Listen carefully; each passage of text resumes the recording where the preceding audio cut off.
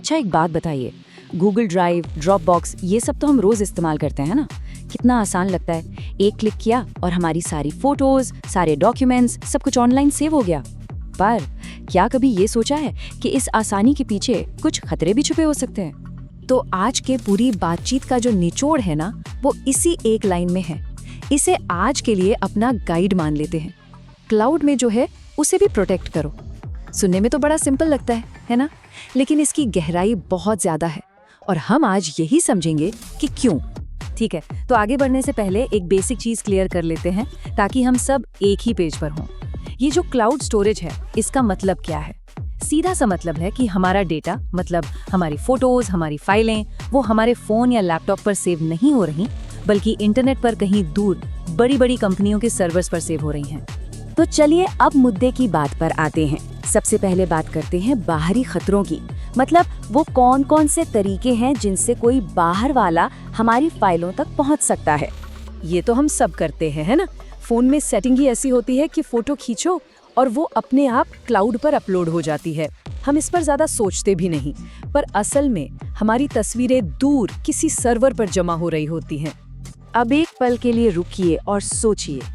एक फोटो सिर्फ एक फोटो नहीं होती, उसके अंदर बहुत कुछ छिपा हो सकता है। जानना चाहेंगे क्या? तो देखिए, हर फोटो के साथ ना एक छिपी हुई जानकारी जुड़ी होती है जिसे कहते हैं मेटा डेटा। और ये क्या क्या बता सकती है? आपकी एग्जैक्ट जीपीएस लोकेशन। सोचिए, घर पर ली गई एक फोटो से किसी को आपके घर का पता मिल सकता है। ये भी पता चल जाता है कि फोटो कब ली गई, किस फोन से ली गई, सब कुछ। और ये सिर्फ फोटोज की बात नहीं है। जब डॉक्यूमेंट्स की बात आती है तो ये नंबर देखिए, हजारों। रिसर्चर्स को हजारों सेंसिटिव डॉक्यूमेंट्स ऑनलाइन यूं ही पड़े मिले। और वजह क्या थी? सिर्फ एक छोटी सी गलती, गलत शेयरिंग सेटिंग्स। तो इन दोनों के बीच का फर्क समझना बहुत जरूरी है। जब हम चुनते हैं लिंक वाला कोई भी देख सकता है, तो हम एक तरह से दरवाजा खुला छोड़ रहे हैं, जबकि सेफ तरीका है सिर्फ उन्हीं लोगों को एक्सेस देना जिन्हें हम चाहते हैं। और सोचिए, अगर अकाउंट ही हैक हो जाए तो इसके नतीजे बहुत बहुत गंभीर हो सकते हैं। असल में ऐसे कई मामले हुए हैं जहां लोगों की पर्सनल फोटोज, आईडी कार्ड्स और यहां तक कि जरूरी बिजनेस कॉन्ट्रैक्ट्स तक लीक हो गए। अच्छा, तो हमने बाहरी खतरों की बात तो कर ली, पर कहानी यहीं खत्म नहीं होती। खतरा सिर्फ बाहर से नहीं है, कई बार खतरा उन कंपनियों से भी होता है जिनको हम अपना डेटा सौंप रहे हैं। चलिए अब उन खतरों को समझते हैं जिनके लिए हम अनजाने में ही हाँ बोल देते हैं। ये चार्ट देखें, इससे साफ पता चलता है कि क्लाउड कंपनियां हमारे बारे में कितना कुछ जानती हैं। सिर्फ हमारी फाइलें और फोटोज ही नहीं, बल्कि हमारी एक्टिविटी, हमारा आईपी एड्रेस, कौन सा डिवाइस इस्तेमाल कर रहे हैं, और वो मेटा डेटा सब कुछ इकट्ठा करती है। कभी सोचा है कि फोटोज अपने आप अलग अलग एल्बम में कैसे सेट हो जाती हैं? वो इसलिए होता है क्योंकि एआई यानी आर्टिफिशियल इंटेलिजेंस आपकी तस्वीरों को स्कैन करता है। चेहरे, जगहें, चीजें सब पहचानता है। सुविधा तो अच्छी है, पर इसके लिए हमारी प्राइवेसी की एक कीमत चुकानी पड़ती है। और एक और पहलू भी है, सरकारी पहुंच। ये जानना जरूरी है कि कानूनी तौर पर सरकारी इन क्लाउड कंपनियों से हमारा डेटा मांग सकती हैं, और कंपनियों को अक्सर वो देना भी पड़ता है।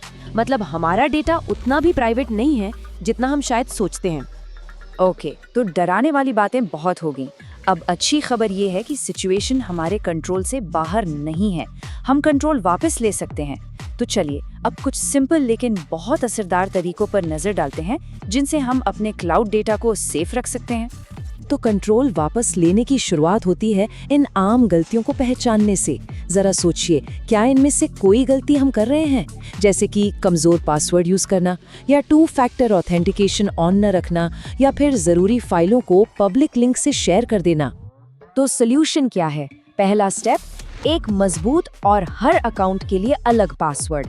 ये आपकी सिक्योरिटी की पहली दीवार है। दूसरा, हमेशा 2 फैक्टर ऑथेंटिकेशन ऑन रखिए। ये एक ताले के ऊपर दूसरा ताला लगाने जैसा है।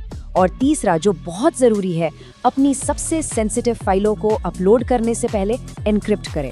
मतलब अगर कोई अकाउंट में घुस भी गया तो भी वो उस फाइल को खोल नहीं पाएगा।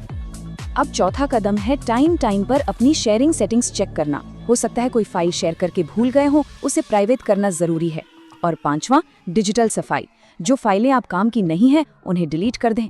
याद रखिए, जो डेटा है ही नहीं वो लीक भी नहीं हो सकता। जितना कम डेटा ऑनलाइन उतना कम खतरा। तो आखिर में बात यह है कि क्लाउड सिक्योरिटी ना एक टीम गेम की तरह है। ये सिर्फ कंपनी की जिम्मेदारी नहीं है, ये एक पार्टनरशिप है हमारे और उनके बीच। ये टेबल इसे बहुत अच्छे से समझाता है।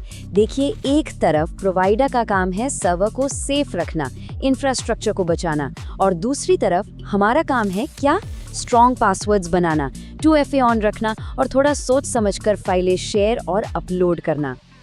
तो बस आखिर में बस एक सवाल के साथ इस चर्चा को खत्म करते हैं। क्लाउड में डेटा रखना नो डाउट बहुत सुविधाजनक है, पर क्या हम उसे उतनी ही हिफाजत दे रहे हैं जितनी हम अपने घर को देते हैं? जरा सोचिएगा इस बारे में।